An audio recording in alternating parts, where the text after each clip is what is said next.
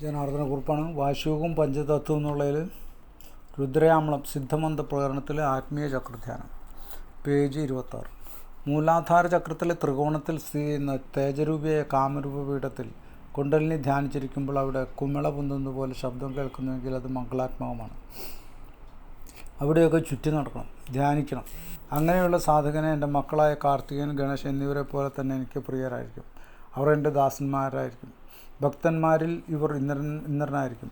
ഏതെങ്കിലും സാധകൻ എൻ്റെ ചരണകമലങ്ങൾ പ്രാപിക്കാൻ ആഗ്രഹിക്കുന്നുവെങ്കിൽ അട്ടഹാസ ശബ്ദവും വികടാക്ഷരവുമുള്ള ഉപപീഠമായ കങ്കാലിയിൽ ധ്യാനിക്കുക. ജ്വാലാമുഖി എന്ന മഹാപീഠം എനിക്ക് അത്യാവശ്യം പ്രിയമുള്ളതാണ്. അവിടെ എൻ്റെ സന്തുഷ്ടിക്ക് വേണ്ടി ധ്യാനിക്കുന്ന സാധകൻ നിശ്ചയമായും യോഗിയായിത്തീരും. രണ്ടു ഭാഗങ്ങളുടെയും ഭണ്ഡാരമാണിത്. ജ്വാലാമുഖിയിൽ ധ്യാനിക്കുന്ന യോഗീന്ദ്രൻ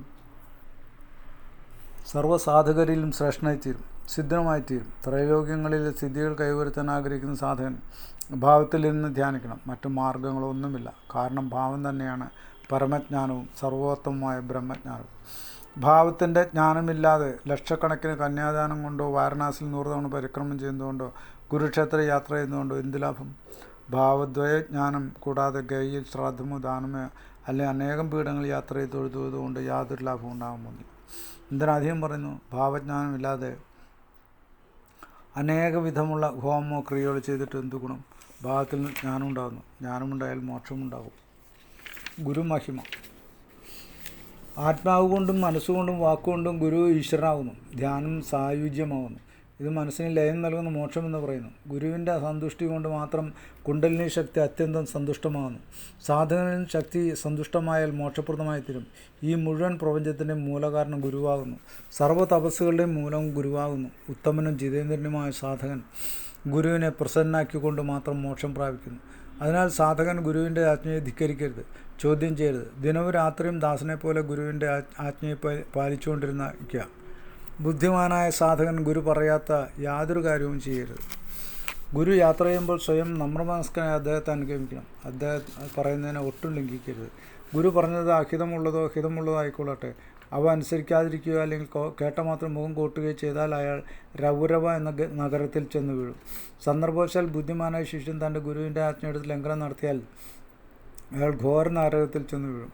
കൂടാതെ പന്നിയുടെ ഗർഭത്തിൽ പോയി ജനിക്കുകയും ചെയ്യും.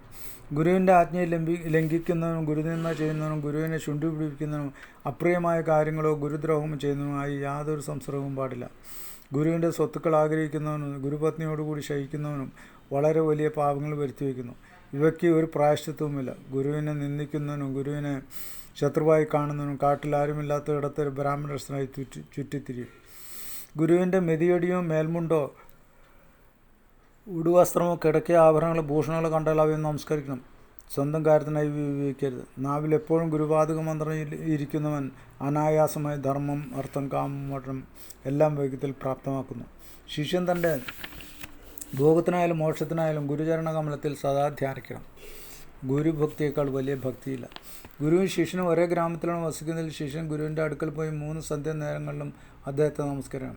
ഒരേ ദേശത്തിൽ 7 യോജന അകലത്തിലാണെങ്കിൽ ഗുരുവിൻ്റെ മാസത്തിലൊരിക്കൽ കണ്ട് നമസ്കരിക്കണം. ഗുരു ഏത് ദേശത്തിലാണോ ഇരിക്കുന്നത് ആ ദിക്കിലേക്ക് മനസ്സും ബുദ്ധിയും ശരീരം കൊണ്ട് ദണ്ഡ നമസ്കാരം ചെയ്യണം.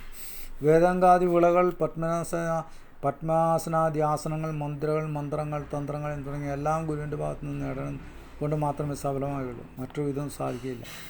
ഗുരു ഇരിക്കുന്ന കമ്പളത്തിലോ പ്രധാന സ്ഥാനങ്ങളിലോ പ്രസാദത്തിലോ പലകിലോ മറ്റു സ്ഥാനങ്ങളിൽ ഗുരുവിനോടൊപ്പം ഇരിക്കരുത്. ഗുരുവിൻ്റെ പാതുക മന്ത്രം ആർക്കും പറഞ്ഞു കൊടുക്കരുത്. മറ്റുള്ളവരുടെ ശിഷ്യന്മാർക്ക് പറഞ്ഞു കൊടുക്കരുത്. വെറുതെ കിട്ടുന്ന വസ്തുക്കൾ ഗുരുവിന് കൊടുക്കരുത്. വഞ്ചിക്കാനും പാടില്ല. ദീക്ഷാ ഗുരുവിനെ അല്ലെങ്കിൽ ഒരക്ഷരമെങ്കിലും പഠിച്ച് ഗുരുവിനെ ഒരിക്കലും വഞ്ചിക്കരുത്. ഗുരു ഉദ്ദേശിച്ച വിധം സ്വാർത്ഥ ചിന്താനുസാരം ഭക്ഷണം ഉണ്ടാക്കിയാൽ അതിൻ്റെ അല്പഭാഗം പോലും വളരെ മഹത്വമുള്ളതാണ്.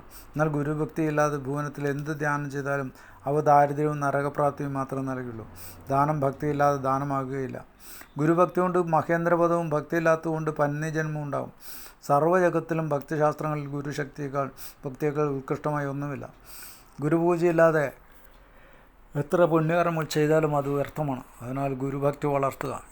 രുദ്രയാമളം, ഉത്തരാതന്ത്രം, മഹോതന്ത്രോദ്ദീപനത്തിലെ ഭാവപ്രശ്നാർത്ഥ ബോധനിർണയത്തിൽ, സർവ്വവിദ്യാനുഷ്ഠാനത്തിൽ, സിദ്ധമന്ത്രപ്രകടനത്തിൽ ഭൈരവ സംവാദം 1-ാം പടലത്തിന് ശ്രീ കെ ജനാർദ്ദനൻ രചിച്ച വ്യാഖ്യാനം പൂർണ്ണമായി. നമഃ ശിവായ.